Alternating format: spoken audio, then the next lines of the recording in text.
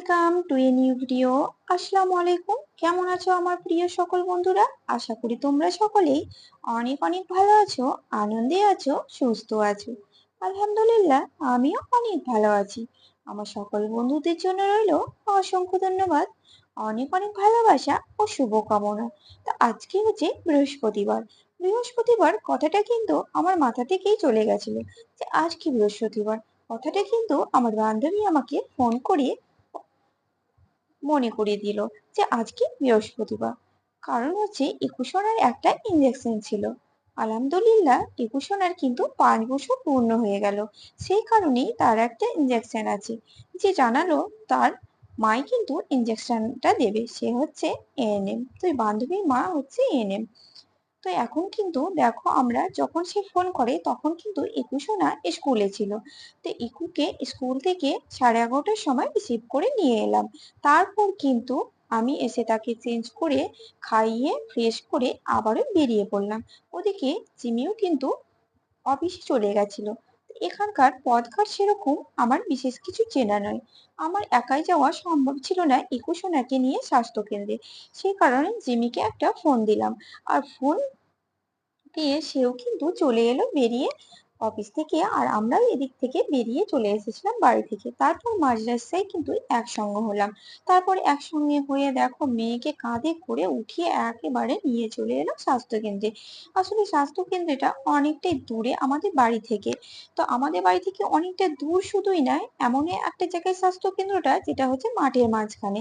কারণ সেদিকে কোনো টোটো যাবে না, স্কুটি যাবে না, রাস্তাটা এতটাই বাজে, মাঠে মাঠে। তো আমরা চলে এলাম মাঠে মাঠে হেঁটে। আর ইকো কিন্তু আব্বু কোলে চেপে চলে এলো। কারণ ও যতক্ষণ বাড়ি থেকে বেরিয়ে মাঝ রাস্তা অব্দি এসেছিল তখন কিন্তু সে হেঁটেই এসেছিল। তখন কিন্তু মেয়ের কোলে চাপার একবারও ইচ্ছে হয়নি, কারণ জানি মা কিন্তু কোলে নেবে না। আর আব্বুকে দেখলে মেয়ের কিন্তু হাঁটতে একদম ইচ্ছে হয় না, সে কোলেই উঠে বসে। তো আমরা দেখো স্বাস্থ্য কেন্দ্রে চলে এসেছি। আর এই যে হলুদ ড্রেস পরে আছে, এটাই হচ্ছে আমার বান্ধবীর মা, তা আমার মাসিমা। তো বলতে না বলতে ইকু কিন্তু ইঞ্জেকশনটা দেখো হয়েও গেল হুট করে। ইকু কিন্তু ভয়ে কাঁপছিল। সে কিন্তু আব্বুকে কিছুতেই ছাড়বে না, আব্বুকে নিয়ে এসে বসে পড়েছে চেয়ারে। আর ইঞ্জেকশনটা দেখো হয়েও গেছে। এবার কিন্তু মুখটা বেজার হয়ে গেছে, কারণ এবার ব্যথাটা অনুভব করতে পারছে। তো আব্বুর কোলে কিন্তু উঠে পড়লো। আর আমরা কিন্তু এবারে স্বাস্থ্য কেন্দ্র থেকে বেরিয়ে পড়বো। তো এই কথা হচ্ছে গিয়ে আসার সময় কিন্তু পুরো রাস্তায় দেখো ইকু কিন্তু আব্বুর কোলে করেই এলো। এবার যাবার সময় তো কিছুতেই আরো নামবে না। আসার সময় শুধু একটা অজুহাত ছিল যে রাস্তাটা খারাপ আব্বু, আমি হাঁটতে পারছি না বলে কোলে উঠে পড়েছি। যাওয়ার সময় তো আদুরে মেয়ের ইঞ্জেকশন হয়েছে বলার কথা, সে তো কিছুতেই নামবে না, আর বাবা তো কিছুতেই নামাবে না। তাই মার সঙ্গে যখন আসে তার কিন্তু কোলে চাপতেও ইচ্ছা হয় না, আর পায়েও ব্যথা হয় না। কিন্তু বাবাকে দেখলে তখন তার কোলে চাপতে ইচ্ছা হয়, আর পায়েও নাকি প্রচন্ড ব্যথা করে, সে আর হাঁটতে পারে না।